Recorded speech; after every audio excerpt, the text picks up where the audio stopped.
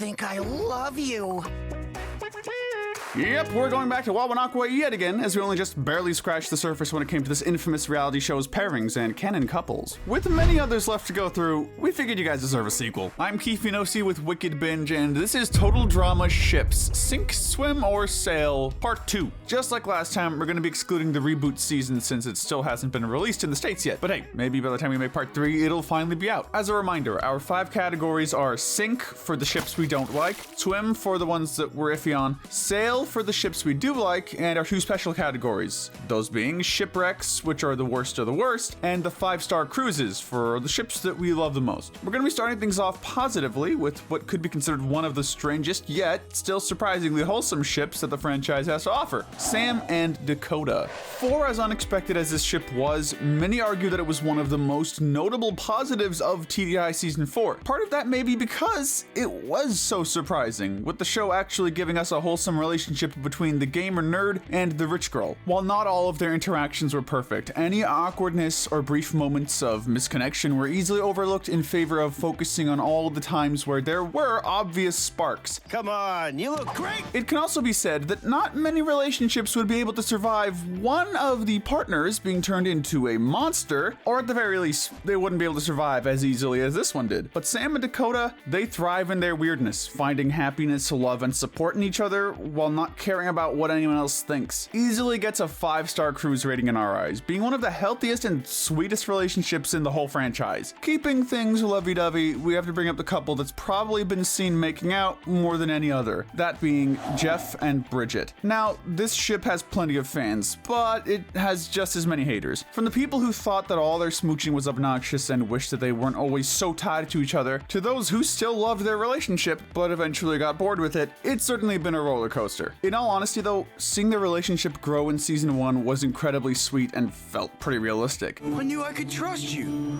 You're cool. Actually, we'd say that that was this ship's biggest selling point at its start, being something that felt casual and grounded in comparison to all the other dramatic and wacky pairs. In other words, if you liked the simplicity of classic Gwen and Trent, then you were probably also shipping Jeff and Bridget. But while they may not be the perfect couple, as both of them have made some pretty notable mistakes, just the fact that they're pretty much the only classic total drama couple that never broke up permanently does say a lot. Sure, you could maybe argue that it's just codependency, but for the sake of being optimistic, we're still going to say sail for this one. If a couple can survive one briefly being an egomaniac and the other being tempted to cheat while on international television, we'd say they've got a pretty good shot at surviving just about anything. Unfortunately, you'll find that in total drama, not all ships are created equal, and while some get plenty of setup, others just come right out of nowhere, like the brief ship that was Courtney and Scott, as if All Stars didn't have enough flaws and points against it. Now, given how brief this relationship was, you have to wonder why they even bothered, as even the drama that it stirred up didn't amount to much. But to be somewhat fair here, it had the potential to work, given that, much like with Duncan, Scott is actually a fan of bossy girls. So in spite of any toxicity that the relationship might have, it's hard to say whether or not Scott would completely mind that. In another parallel to the Duncan and Courtney ship, Courtney did seem to find Scott's more rugged and somewhat bad boy nature somewhat endearing. I don't want your dumb shoelace ring! But she also saw him as a sort of rat boy, so take that with a grain of salt. At any rate, this really does feel like the writers were trying to both recapture and speedrun the former Duncan and Courtney relationship without putting nearly as much effort into it. Add in the fact that Courtney was shown yet again putting the prize money above any sort of would-be meaningful relationship with a potential boyfriend, and it's safe to say that this ship sinks. Keeping with more recent total drama editions, we feel it's time to talk about Joe and Brick, the first non-canon pair of the video, but still one that managed to gain a decent amount of traction within the fandom. Yes, it's the classic love story of the cadet and the tough girl, complete with the always enjoyable rivals to lovers trope. Now, you could argue that Joe and Lightning also fit that dynamic, but Joe was rivals with Brick first, leading many to expect something to happen between them. Never met a girl stronger than me, Captain.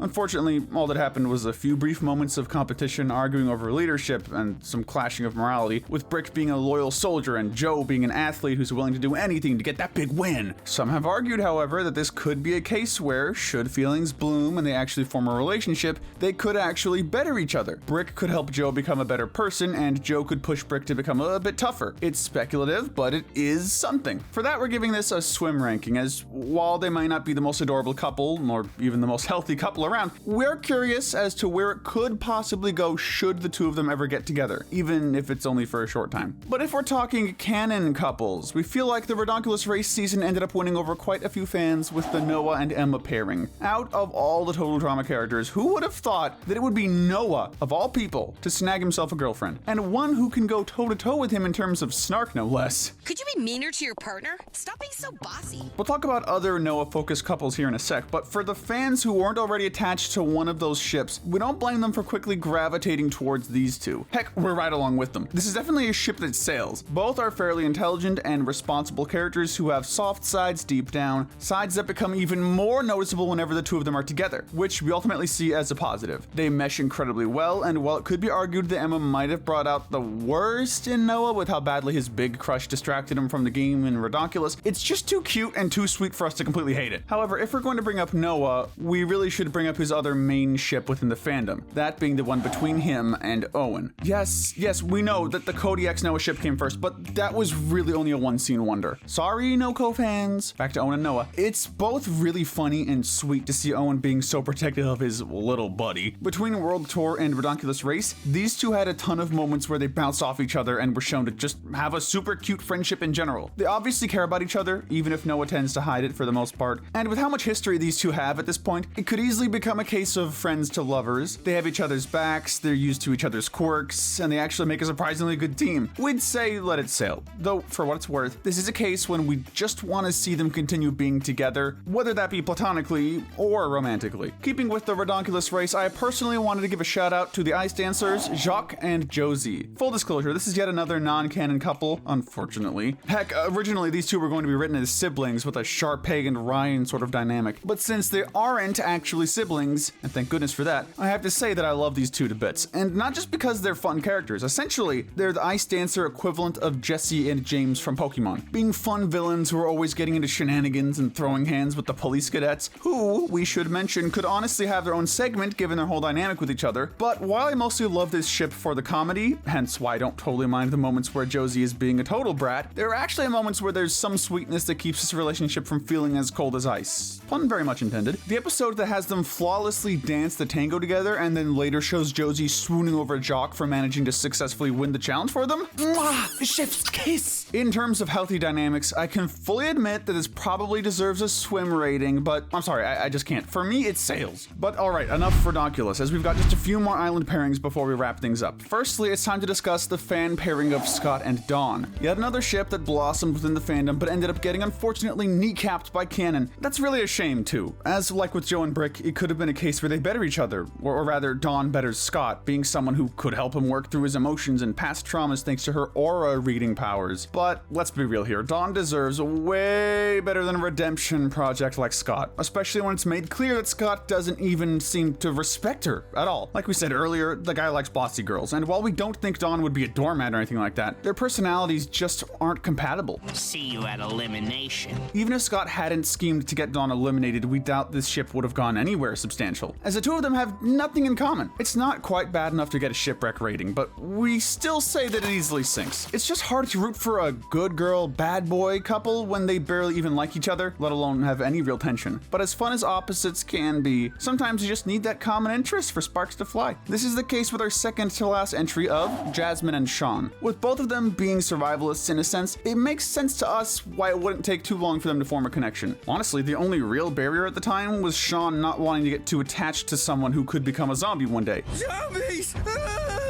There are some other moments of friction too, mostly accidental, but it's made clear that all Jasmine wants is someone who she can trust and who has her back. In the end, Sean ends up being that person for her, which is actually really sweet to me. Even when the two nearly split up thanks to some interference from Chris and some confessionals footage, Jasmine realizes just how much she cares about Sean's well-being, and the two are still able to work things out before the end credits. All in all, we can see why these two have their share of fans, even if it took quite a while for their relationship to become steady. It's hard to say how things will go long term, hence why we can only really give them a swim, as it's hard to get super invested in this, or really any relationship from Paketo Island, but we're still rooting for their happiness. Wrapping this video up is what could be considered the last of the OG total drama pairings, that being Owen and Izzy. Unfortunately, it's not one we're a huge fan of, as it's yet another case where a relationship went downhill after the original Total Drama Island. That is, if you believe there was anything substantial there to begin with. For us, we see it as a very high school type relationship, one that's maybe exciting, fun, and passion-filled in the moment, thanks to teenage hormones, but eventually it fizzles out. Eventually you get bitten by the crazy.